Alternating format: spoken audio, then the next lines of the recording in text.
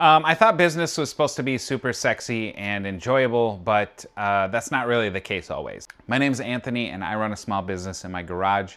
And today I want to talk about some things that kind of were bothering me for some time as a small business owner, and I hope that you find it helpful. This morning I was routing something on my CNC router and I was really bored and I'm like, why am I doing this? I thought I quit my 9-to-5 job.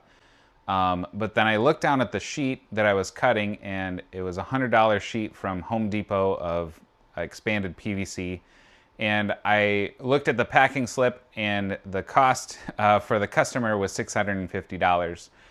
And then it kind of reminded me of, a much bigger picture and kind of boring things that make people a lot of money. There's a guy in a town next to us that makes millions of dollars a year as a gravel company. But it's boring. It's not super glamorous. It's not super viral, but these businesses make millions doing boring things. When I started my business, I had quit my job and I remember laying in bed many nights just super stressed out, like, oh my gosh, we're gonna lose our house. What did I do? Trying to think of like the next viral thing that I could sell. And it kind of took a toll on me. My face got pimples, my body hurt just from the lack of sleep. I was exhausted. I want to share an example of a product that I tried to launch early on. It's an Apple Watch charger base kind of dock thingy, mid-century modern design. I loved it. It was a cool design. I did, research and development for months. This was before AI, so I had to research keywords. I had to come up with, listing descriptions and all that, take really great photos. I got feedback from people on Facebook groups saying, that's really cool, I would buy one. I listed it, 0 sales. I was so disappointed. I felt like I was wasting my time. I felt like I was an idiot. I just was like, this is the dumbest thing ever. What am I doing in my life? I say this a lot, but I was just throwing spaghetti at the walls to see what would stick. Some things stuck, and it bothered me. When people ask me what I did for a living, as people do, I would say, I don't know, I build stuff, I 3D print things. At the best times in our business, we would ship out hundreds of packages a week. And I realized that it was all just random. It was all just like somebody's online garage sale, and I hated it. We had some really great products, but it didn't really feel sustainable. Sometimes we would get orders for large product display things for companies that were launching a new product, and I just kind of saw those as bonuses throughout the year. I didn't really realize that that should have been what our business is doing.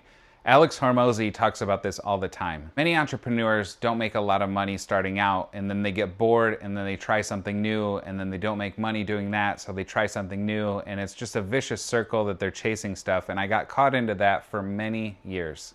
If you've watched any of Alex's videos, he always talks about just doubling down on what is working in your business. And for us, it was those product displays that were working. I really realistically only need about 6 to 8 sales of those per year, and we're just golden.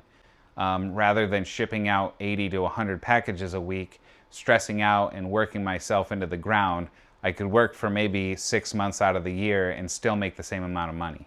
There's also a book that I really liked, If You Want to Get Rich, Have a Power Niche. I don't remember the author, but in it he talks about a divorce lawyer who specializes in women only. You would think cutting out half of the population would just kill his business, but it actually does the opposite. When you specialize in one thing, your business will kind of just grow exponentially. Everybody will see you as the expert in that field, and they'll want you instead of somebody that's just a regular lawyer.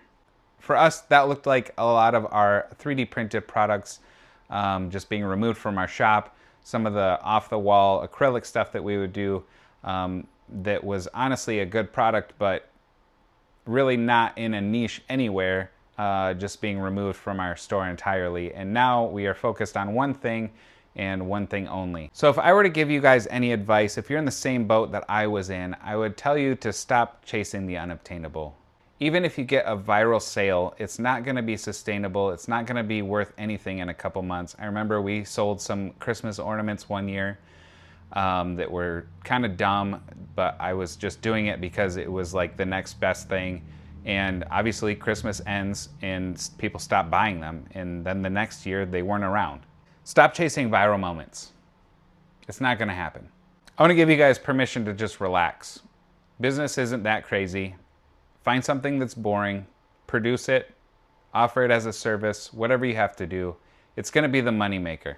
I hope that you guys found this video useful.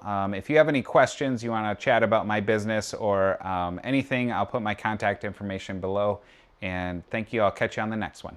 Do we just start over? Yeah.